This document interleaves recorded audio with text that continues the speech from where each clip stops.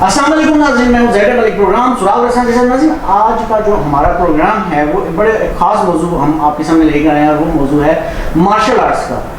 Self defence, martial arts, karate, ये ऐसी चीज़ें हैं जिससे हर लोग इंटरेस्ट लेता है, इससे शौक रखता है, वो चाहता है कि मैं मार्शल आर्टिस्ट हूँ। उसकी बुनियादी वजह है ये कि हम में से हर शख्स हीरो बनना चाहता है और ये सोचता है कि मैं एक वक्त में काफ़ी सारे लोगों को अकेला जो है वो मार सकूँ और मेरे अंदर इतनी ज़्यादा स्किल हो कि मैं अगर बाद मुझ पर कुछ लोग हमला कर दें किसी हथियार से, मैं या खाली हाथों में उनका मुकाबला कर सकूँ। ये एक बड़ी ज़बरदस्त अट्रैक्शन है मार्शल आर्ट के हवाले से। तो आज मैंने मार्शल आर्ट्स पे चूँकि प्रोग्राम करना था, तो मैंने कोशिश की कि मार्शल आर्ट्स की जो लीजेंडरी शख्सियात है पाकिस्तान की, बड़ी शख्सियात जिन्होंने मार्शल आर्ट्स की ना सिर्फ ये कि खिदमत की पाकिस्तान के अंदर, बल्कि मार्शल आर्ट्स का नाम और मुकाम बनाने के लिए बड़ी जदोजहद की। मेरे जो पहले मेहमान हैं इजाजुल हक साहब, बहुत ज़बरदस्त मार्शल आर्टिस्ट हैं और अरसा दराज से ये इस शोबे से ना सिर्फ वाबस्ता बल्कि बतौर उस्ताद इन्होंने हज़ारों के हिसाब से जो शागिर्द हैं वो इनके लोग बने और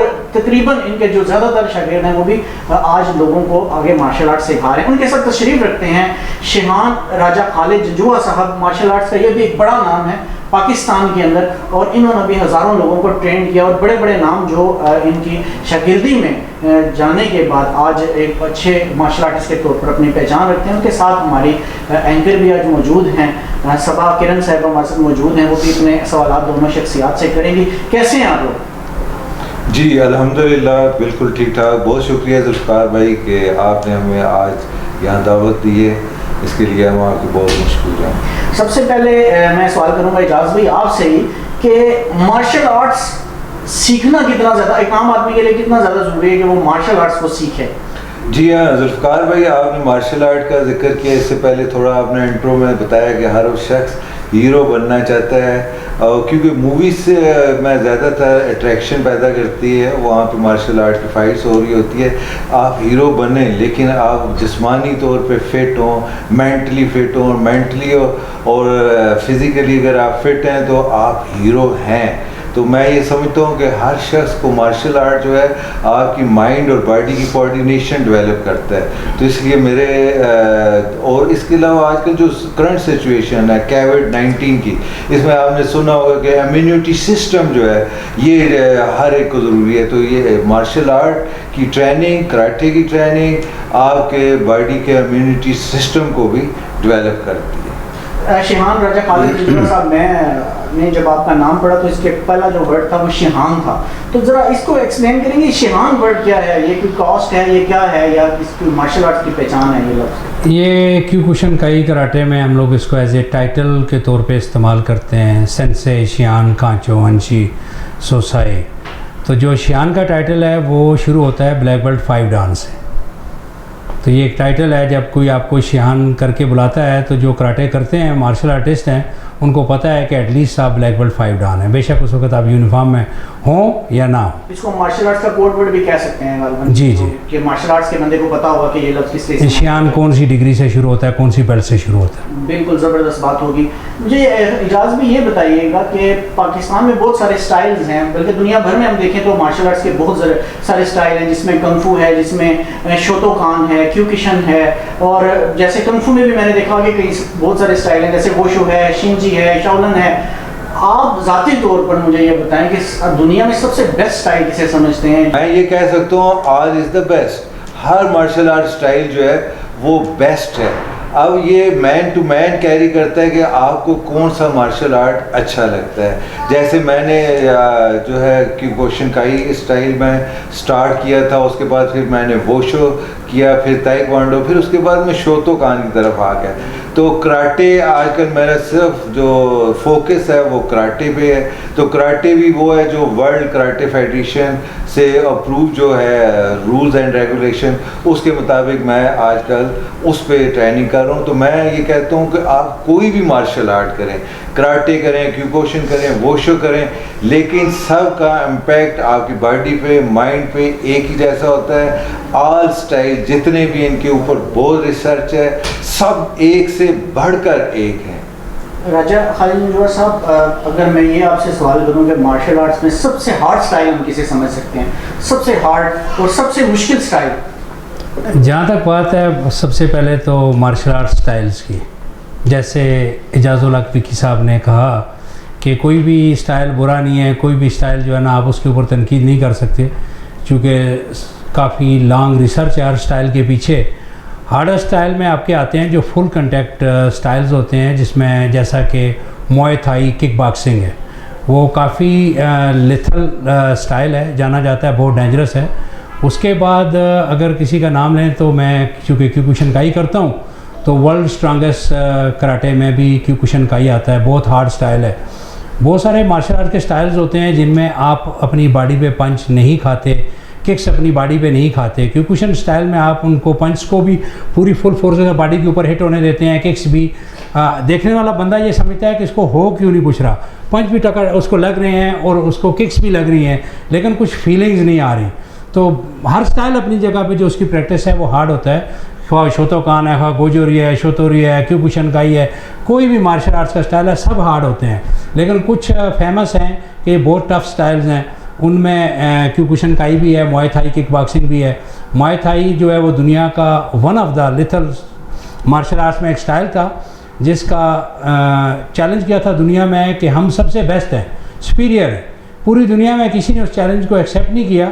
वाइद मासुतात्सु और यामा सोसाई, जिन्होंने क्योकुशिनकाई को फाउंड किया, फाउंडर हैं उसके, उन्होंने एक्सेप्ट किया था।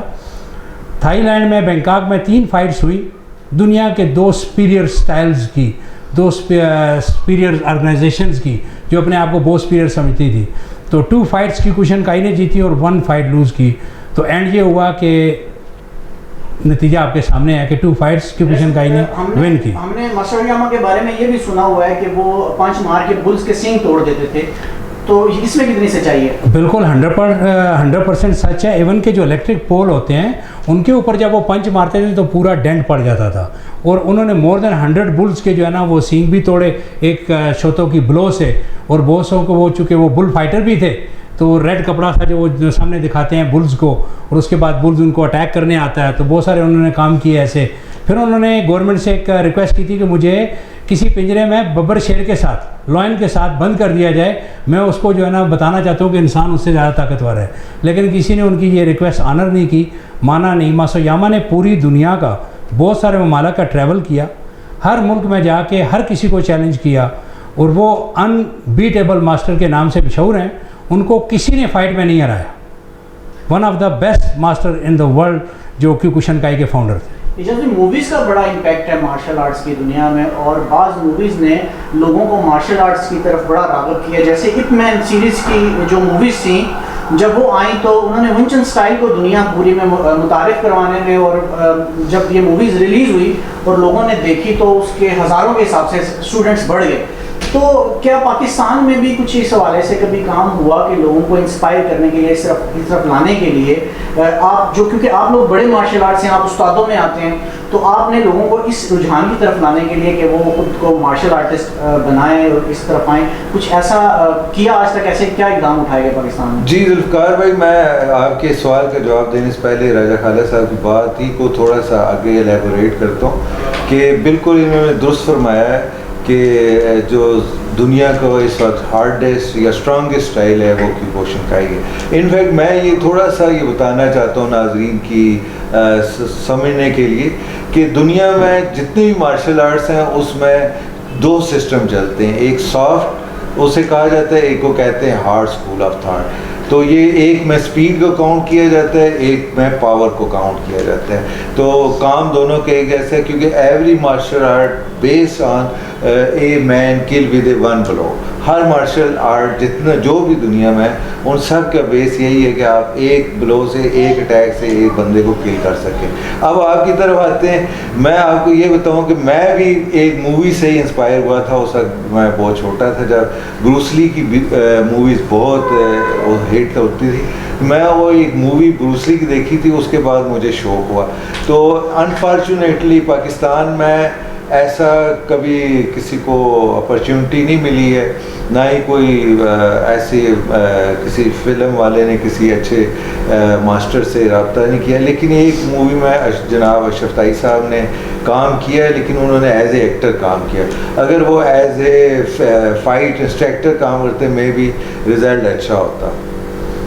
मैं आपकी बात लेके आगे, जैसा कि आपने जुल्फ़कार साहब ने एजाज़ विकी साहब से क्वेश्चन किया कि किसी ने आज तक कोई ऐसी मूवी नहीं बनाई, मैं जब से पाकिस्तान में आया हूँ उसके ऊपर काम कर रहा हूँ। शिहान टाइटल है, स्क्रिप्ट रेडी हो रहा है और बहुत सारे मार्शल आर्टिस्ट भाइयों से बातचीत हो रही है कि हम किसको कास्ट में लेंगे, और इंशाल्लाह पाकिस्तान में एक बहुत मोटिवेशनल और एजुकेशनल टाइप की मूवी जिसमें practically self defence martial arts के मुख्तलिफ स्टाइल्स दिखाए जाएंगे, वो पाकिस्तान में इंशाल्लाह बहुत जल्द हम लोग उसके ऊपर काम शुरू कर रहे हैं। मैंने आज तक इसको सीगाए राज में रखा हुआ था, आज आपने एजाज भाई से सवाल किया तो मैंने उसको ज़ाहिर कर दिया। पाकिस्तान में वो शहबाज के नाम से एक टीवी सीरियल बनी थी, उससे भी बड़ी मार्शल आर्ट्स की तरफ लोगों को इंस्पायर किया था। जी बिल्कुल, आपको याद होगा आपकी टीवी। जी बिल्कुल बिल्कुल। कोई भी ऐसी चीज़ जो बनाई जाए जिससे हमारे बच्चों को मोटिवेशन मिले, हमारी यूथ को मोटिवेशन मिले, वो स्पोर्ट्स की तरफ आएँ। किसी भी कराटे स्टाइल में, हर कराटे स्टाइल मार्शल आर्ट का स्टाइल बेस्ट है, दी बेस्ट है। आजकल जो सिचुएशन चल रही है आपके सामने हमारी फ़ीमेल्स के लिए, हमने जब से मैं 3 साल से आया हूँ फ़ीमेल्स के बहुत सारे कैंप USAID अमेरिकन एम्बेसी के साथ मिल के सेल्फ डिफेंस की ट्रेनिंग के पाकिस्तान के हर सूबे में कर चुका हूँ। और अभी आज से शाम 5 बजे हमारा पहला ट्रेनिंग सेशन शुरू हो रहा है बैरिया टाउन सिविक सेंटर में। फ़ीमेल सेल्फ डिफेंस का 10 डेज़ ट्रेनिंग का प्रोग्राम चल रहा है। ख़वातीन का जो है वो मार्शल आर्ट्स के हवाले से जो किरदार है या उन्हें कितना ज़्यादा मार्शल आर्ट्स की तरफ आना चाहिए, ख़वातीन के लिए कैसा खेल है, कैसी गेम है? अच्छा, मैं आपको ये बताता चलूँ, हमारी एक जो कोयटा से तल्लुक़ रखती हैं एक फ़ीमेल, वैसे साउथ एशिया में आपको पता है कि जो नंबर 1 पे टीम है साउथ एशिया कंट्रीज़ में वो पाकिस्तान की है कराटे की। तो एक और हमारी फ़ीमेल है जिसने एशियन गेम्स के अंदर मेडल लिया, वो वाहिद पाकिस्तान की हिस्ट्री में वाहिद वो फीमेल प्लेयर है जिसने किसी भी स्पोर्ट्स की, वो वाहिद फीमेल है जिसने एशियन गेम्स के अंदर ब्रॉन्ज मेडल हासिल किया। ये सबा साहिबा के लिए, सबा किरण साहिबा के लिए बड़ा मोटिवेशनल होगा, वो भी आपसे कुछ सवाल करना चाहती हैं। जी। सबसे पहले तो मैं जेड मलिक साहब आपका शुक्रिया अदा करना चाहती हूँ जो आपने मुझे अपने प्रोग्राम में बुलाया। जैसे कि इजाज़ुल हक साहब अब मार्शल आर्ट्स के माहिरीन हैं, तो उनसे मैं पूछना चाहूँगी कि मार्शल आर्ट के हवाले से ब्रूस ली का बहुत नाम सुना गया है। आपने तो पहले जिक्र भी किया है, ब्रूस ली की मूवी आप देख चुके हैं, तो आप मुझे बताएं कि इनकी क्या खिदमत थी और क्या कारनामे इन्होंने सर अंजाम दिए। देखिए, अगर उसे ब्रूस ली का कहा जाए तो वो बचपन से ही बहुत कीन था, बहुत इंटरेस्टेड था इसको खेलने में। उसने एक टीचर से नहीं बल्कि काफ़ी सारे टीचर्स से उसने सीखा। उसके बाद वो इतना उससे मूवीज़ में, उस मूवी से पहले वो टीवी ड्रामा वहाँ पे अमेरिका में थे, उसमें वो उसने अपने शो किया। जब उसकी मूवीज़ आई वो इतनी हिट हो गई, मैं ये समझता हूँ पूरी वर्ल्ड में अगर जिसने सबसे ज़्यादा इसको मार्शल आर्ट को प्रमोट किया है वो ब्रूस ली था। मेरे और उसका जो विलन का कैरेक्टर किया, हाँ बिल्कुल। उसके अलावा ये था कि वो काफ़ी रियली जो है ना कराटे की उसमें टेक्निक्स करता था। जैसे इसके अलावा दूसरे जो एक्टर्स हैं वो थोड़ा सा उससे ड्रामेटिक तरीके से वो करते हैं, जबकि ब्रूस ली जो रियल तरीके से करता था। आपको ये बताऊँ, ब्रूस ली PhD था, उसने अपना एक स्टाइल इजाद किया, उसकी अपनी एक फ़िलासफ़ी थी मार्शल आर्ट में। हाँ जी, जीत कांडो, उसकी अपनी फ़िलासफ़ी थी जो कम अज़ कम ब्लैक बेल्ट, फर्स्ट डान, सेकंड डान जो हो जाए तो वो उसको उसके आर्ट को समझ सकते थे। साथ ही मैं हाली साहब आपसे एक सवाल करना चाहूँगी कि काता किसे कहते हैं और इसका ये काता क्या होता है उसे कि ये किसे कहते हैं? अच्छा, इनफैक्ट जो कराटे में होते हैं उसमें मुख्तलिफ इवेंट में मैचेस होते हैं। एक में फ़ाइट जिसे आप कहते हैं वो मुख्तलिफ वेट कैटेगरी और एज के हिसाब से होती है, जैसे अंडर 14 हो गया, अंडर 15 हो गया, कैडेट हो गया, जूनियर सीनियर, ऐसे होता है। तो उसी में जो फ़ाइट के अलावा एक कैटेगरी आती है उसे कहते हैं काता। वो भी दो तरह से होते हैं, एक इंडिविजुअल बंदा कर रहा होता है, एक टीम काता होता है। अभी आपने मुझसे पूछा कि काता क्या होता है। काता एक आप समझ लें इसका जो मीनिंग है वो ख्यालाती जंग है, लेकिन ये एक स्टैंडर्ड फॉर्म होती है पूरी दुनिया में इसके मुख्तलिफ टेक्निक्स को करके, जैसे एक काता एक ही जैसा पूरी वर्ल्ड में किया जाता है, फिर वो स्पेसिफिक और बिल्कुल परफेक्शन, यानी आप कह सकते हैं उसकी हर टेक्निक ट्रेडिशनल कराटे से रिलेटेड होती है। काता जो है वो असल में ये जैसे इजाज़ुल हक विकी साहब ने कहा इमेजिनरी फ़ाइट है, लेकिन काता का जो बेसिक पर्पज़ है, एक तो आपको अटैक्स, ब्लॉक्स, मूवमेंट्स, उसके बाद आपको अपनी बॉडी का बैलेंस रखने के लिए, वैसे आप 2 घंटे क्लास कर लें और 20 मिनट काता करें तो आपकी उतनी एक्सरसाइज हो जाती है, बल्कि ज़्यादा जो है ना आप एग्जॉस्ट हो जाते हैं। काते की मूवमेंट से आप में परफेक्शन आती है, आपको एग्जैक्टली पता चलता है मैंने ब्लॉक्स किस तरह निकालना है, ब्लॉक कैसे करना है, अटैक कैसे करना है, और फिर बैलेंस और आपकी ब्रीदिंग।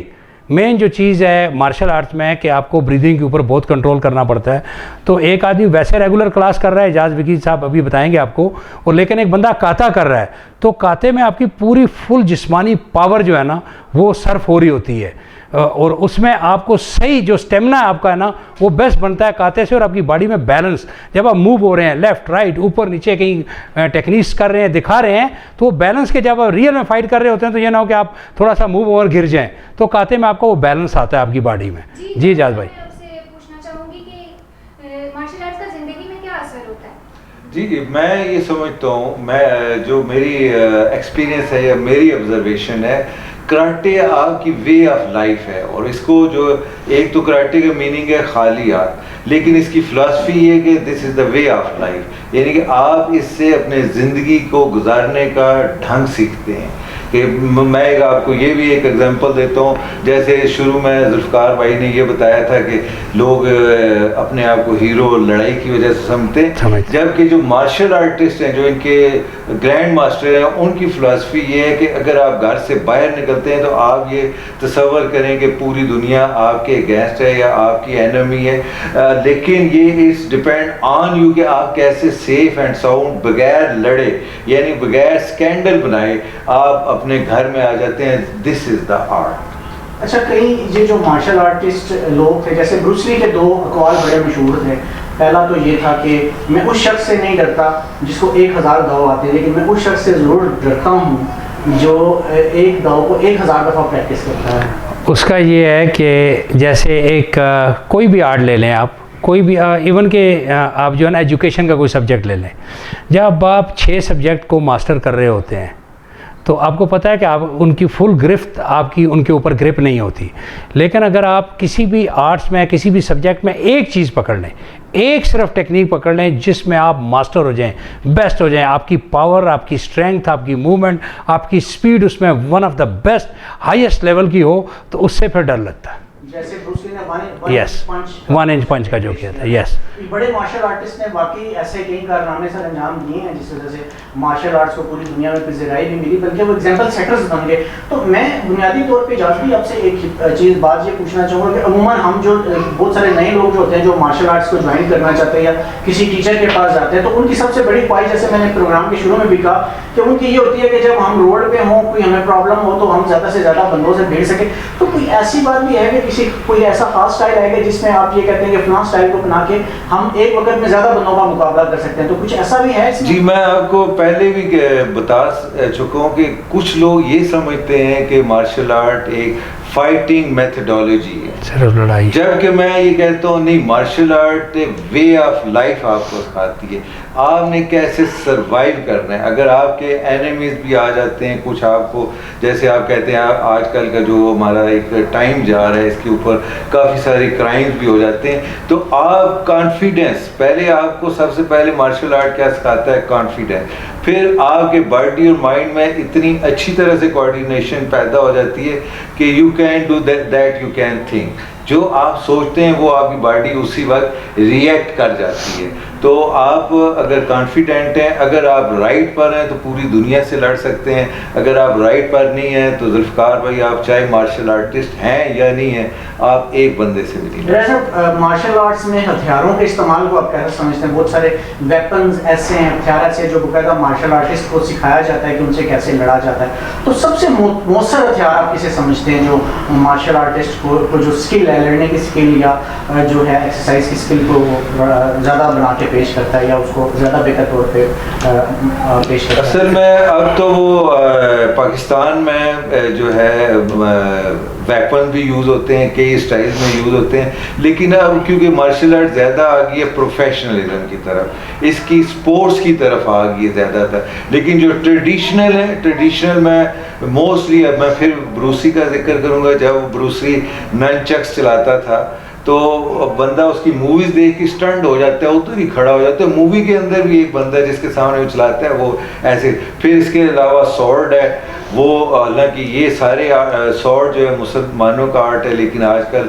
जैपनीज़ लोग ज़्यादा पूरी दुनिया में उसे कैंडो कहते हैं, वो सिखा रहे हैं। इसी तरह उनकी एक काली उसे कहते हैं, 2 स्टिक्स के खेला जाता है, साई है। तो ये अभी हो रहा है। कुछ जो है ट्रेडिशनल जितने भी आर्ट हैं उनके अंदर अभी तक ये खेला जा रहा है। इसी तरह जैसे बोशो में। मुझे ये बताएं कि मार्शल आर्ट्स या कराटे सीखने के लिए कितनी उम्र तक सीखा जा सकता है मार्शल आर्ट्स और कराटे? देखिए, मैंने पहले आपको बताया कि इसमें मार्शल आर्ट जितने भी हैं, मैं वैसे तो बेसिकली आजकल कराटे पे ज़्यादा एम्फेसाइज करता हूँ, लेकिन आप मार्शल आर्ट की बात करते हैं, मार्शल आर्ट जितने भी हैं बहुत इनका साइंटिफिक वे है सिखाने का। ये 4 ईयर से लेकर 60 ईयर्स तक के बंदे को भी एक ही क्लास में, एक ही जगह, एक ही मेथड से सिखाया जाता है। और इसमें जो एक डर ये होता है यार ये इम्पैक्ट स्पोर्ट है, इसमें चोट लग जाए, नहीं, जो आपकी टीचिंग मेथडोलॉजी है वो इतनी क्लियर और इतनी ज़बरदस्त है कि वो आपको अभी जैसे शियान राजा खालिद साहब हैं, इनका जो स्टाइल है क्यूकोशन का ही है, उसमें कंडीशनिंग फुल बॉडी कांटेक्ट है, उसमें आपको फुल आप हिट कर सकते हैं पंच और लोअर पार्ट्स पे भी हिट कर सकते हैं। लेकिन जब ये सिखाते हैं तो इस तरह से सिखाते हैं कि वो अगले को चोट नहीं लगती। बहुत साइंटिफिक गेम्स है, इसका मैथिक बहुत साइंटिफिक वे में सिखाते हैं। मैं तो ये कहता हूँ जितनी भी स्पोर्ट्स हैं सबसे जो मॉडर्न वे है कोचिंग का, जितनी साइंस इसमें मार्शल आर्ट की कोचिंग में शामिल है किसी और स्पोर्ट्स। अच्छा, चूँकि आप दोनों पाकिस्तान की मार्शल आर्ट्स की जो जितनी भी खिदमातों से वाले से भी आप लोग दोनों का बड़ा नाम है और एक पहचान है, तो एक बड़ा अहम सवाल आपसे पूछना चाहूँगा कि बहुत सारे ममालिक ने अपनी जो है इस तरह की मार्शल आर्ट्स के गेम को इंट्रोड्यूस किया है। जैसे कंफू जो है वो चाइना से मंसूब की जाती है, इसी तरह निंजा जो है वो निंजा स्टाइल या क्यूकिशन स्टाइल जो जापान से जो है वो उसको समझा जाता है कि ये जापानीज़ का स्टाइल है, उसको जो जापानीज़ ने पूरी दुनिया में इंट्रोड्यूस कराया। इसी तरह मुआय थाई का पहले नाम ले रहे थे, थाईलैंड जो है इस हवाले से बड़ा मशहूर है, और कोरिया जो है वो गालबन ताइक्वांडो के हवाले से कोरिया काफ़ी मशहूर, मतलब हर मुल्क में कोई ना कोई इंट्रोड्यूस करवाया। मुझे पता लगा था कि पाकिस्तान में जो है जो ताई साहब हैं उन्होंने ताइस बांडो के नाम से एक स्टाइल करवाया था। क्या उसके अलावा भी पाकिस्तान में किसी ने कोई स्टाइल इंट्रोड्यूस कराया जो पाकिस्तान की आलमी सतह पर पहचान का बाइस बना हो, या इस वाले से आप लोगों ने कुछ काम किया? जी, काफ़ी सारे लोग हैं। आपने ताई साहब का नाम लिया, वो बहुत ऑनरेबल नाम है मेरे लिए। जहाँ मैं ब्रूसली से बड़ा इंस्पायर था, मैं आपको बताऊँ, उसके बाद मैंने एक मैगज़ीन में जो ये एक न्यूज़पेपर में ताई साहब की पिक्चर देखी थी, तो उससे भी मैं बड़ा इंस्पायर हुआ था। तो वो इतना ग्रेट नाम है, मैं उनके बारे में अच्छे ही कमेंट्स इंशाल्लाह करूँगा। अब जहाँ तक दूसरे लोगों का है, अनफॉर्चुनेटली मैं क्रिटिसाइज पसंद नहीं करता, लेकिन ये बताऊँ किसी भी आर्ट को आप अगर इन्वेंट करते हैं तो उसके लिए आपकी अपनी भी बेसिक होनी चाहिए।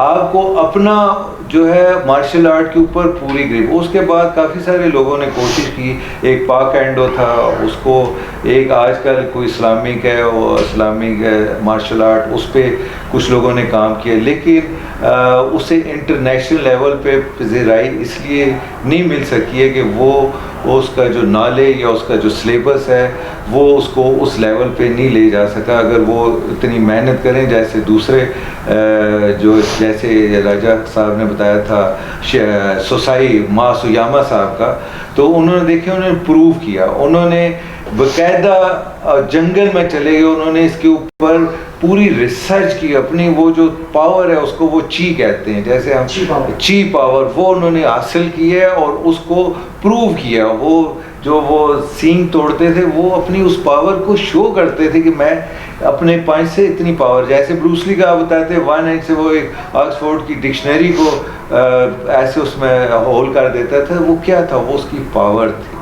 तो ऐसा अगर कोई करते तो लाजमी मेरा ख्याल राजा खालिद साहब भी कुछ एलेबोरेट करना चाह रहे हैं। ऐसा है कि पाकिस्तान में मास्टर्स की और एक्सपर्ट्स की कमी नहीं है, हमारे यहाँ माशाल्लाह बहुत अच्छे अच्छे मास्टर्स मौजूद हैं, लेकिन कोई भी चीज़ इन्वेंट करने के लिए आपको थारो नॉलेज, आपको खुद सही एक्सपर्ट मास्टर होना चाहिए, पहली बात।